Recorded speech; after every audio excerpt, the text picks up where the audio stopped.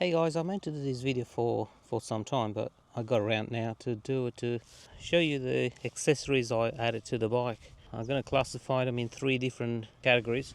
Bike specific, so things that improve safety and things like that. Second one will be media specific, because I like recording videos. The third one is other or miscellaneous items that I've added to the bike. So the first one I'd say would have to be the lever guards. So I've got the brake and the clutch, and then a windshield. This one is from Power Bronze. It's short. There's some that's even shorter than that, but also some taller. So I went with a sort of medium range. So it's not too tall, not too short. I don't think it makes the bike look ridiculous. I think it complements it.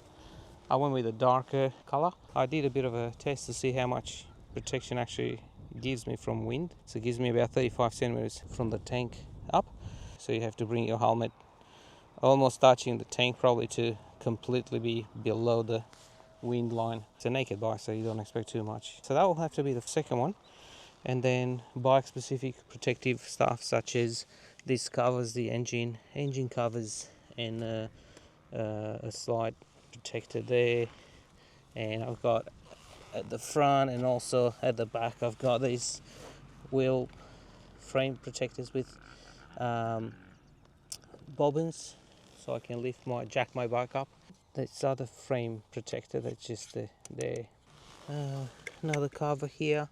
Next one will have to be the third eye here, which is the monitor for it and controller, because it has a button, and also the distance sensor. So when it approaches you fast from behind or in your blind spots, you get some indication on the dash here. So whether someone's coming from the right to your right or left, coming faster than your speed.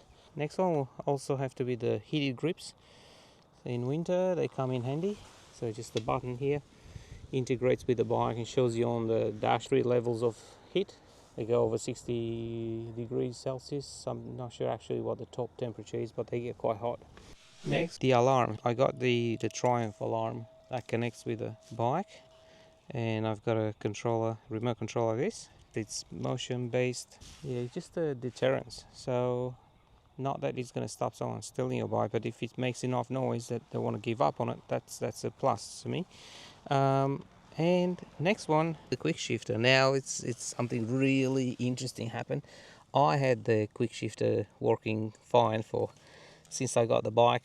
I've done 40,000 kilometers, which is 25,000 miles or something, and it worked fine. But right now, coming to shoot this video on the way here, actually I had planned on a different location, but now I have to stick around here. But yes, the quick shifter just broke. So this was that was connected with that bit there. But anyways, I still recommend it because it served me really well, and I will replace it or fix it.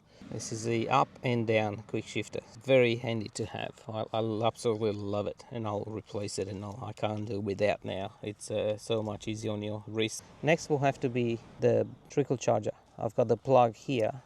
I've just zip tied it to the pillion pegs, and that connects to the battery. And I've got a trickle charger home. As soon as I get home, I plug it in, and just keeps the battery healthy for longer. So that's definitely one to have, in my opinion. I also have tank grips and tank pad. Protects the tank from getting scratched, and that gives you a little bit of grip.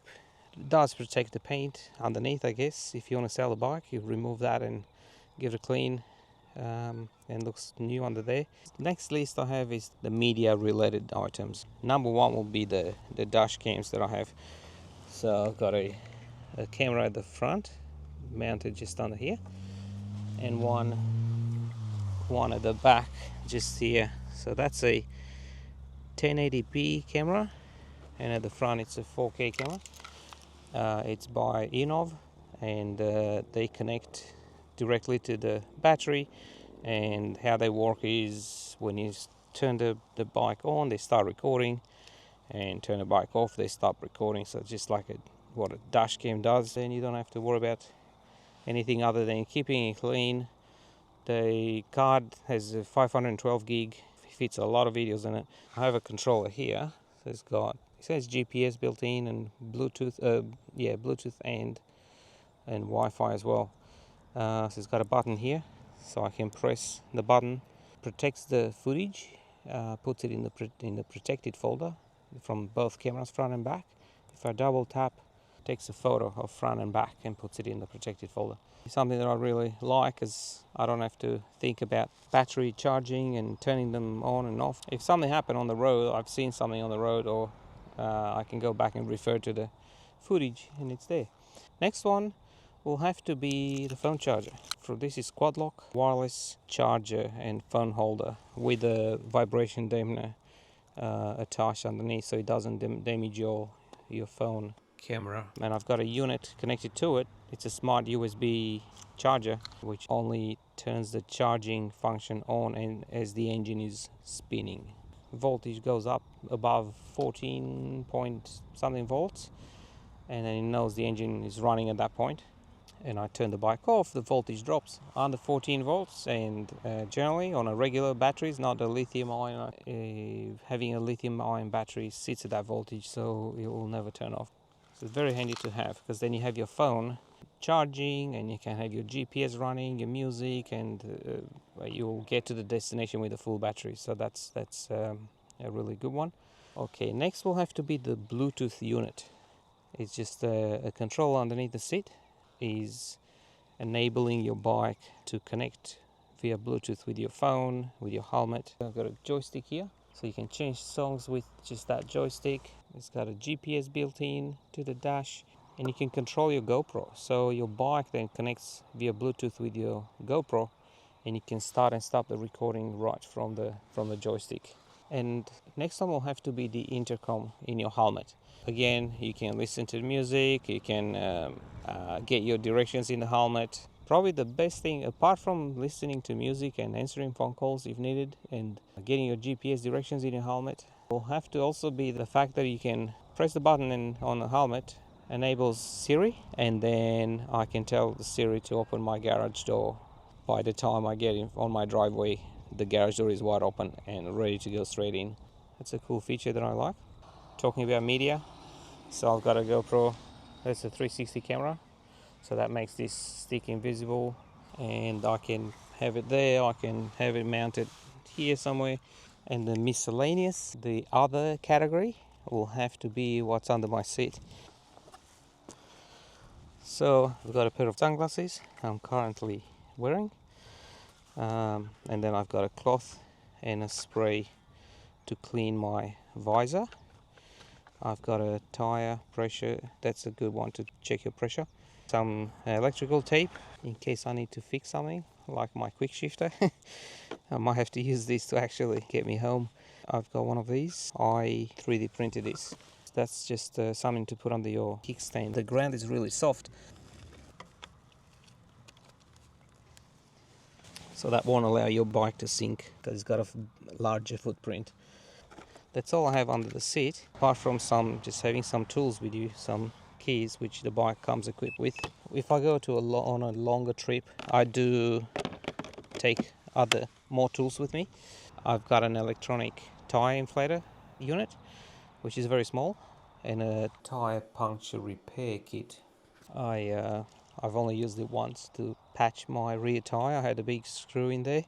I always carry one of these with me.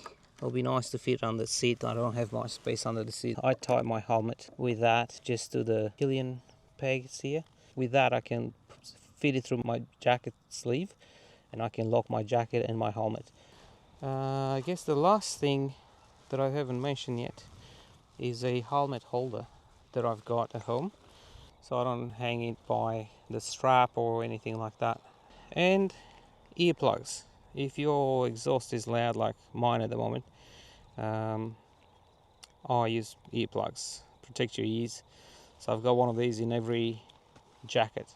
$3 I think on Temu, or $12 something on Amazon, or on Facebook they're trying to sell it to you for $30 or something. So it's exactly the same product. Don't get tricked. Someone would have bought it from Temu for $3 and selling it for 30. I've been riding this bike for 5 years, and that's what I end up with on the bike. Something good to have, maybe it will be a cruise control, but my bike doesn't have good cruise control. It actually does have cruise control built into it. However, they're trying to sell you a button to enable it for I don't know, it was something ridiculous, $600 or something like that. So it's super expensive for cruise control. If I win some lottery or something, I might get the cruise control. Otherwise, for now, I got one of these. It looks like carbon fiber, but don't get fooled because it's not. It's just a piece of plastic. Again, Timu special. Your palm just rests on it, so it just helps with the wrist. Your wrist doesn't get too tight. Let me know what you've got. I'm loading this bike with gadgets for you guys who don't like attaching phones to the bike and listening to music. You just want to concentrate. Good on you guys. I appreciate what you're doing. I don't listen to music sometimes. I just focus on the ride and that's it. So I know I've got nothing against people that don't want anything on their bike. They just wanted to go for a ride and relax. So yes, thanks for watching, guys, and let me know in the comments if you've got any other goodies on your bikes that I might be interested, and for others to know what other things might be out there for them. So thanks for watching. See ya.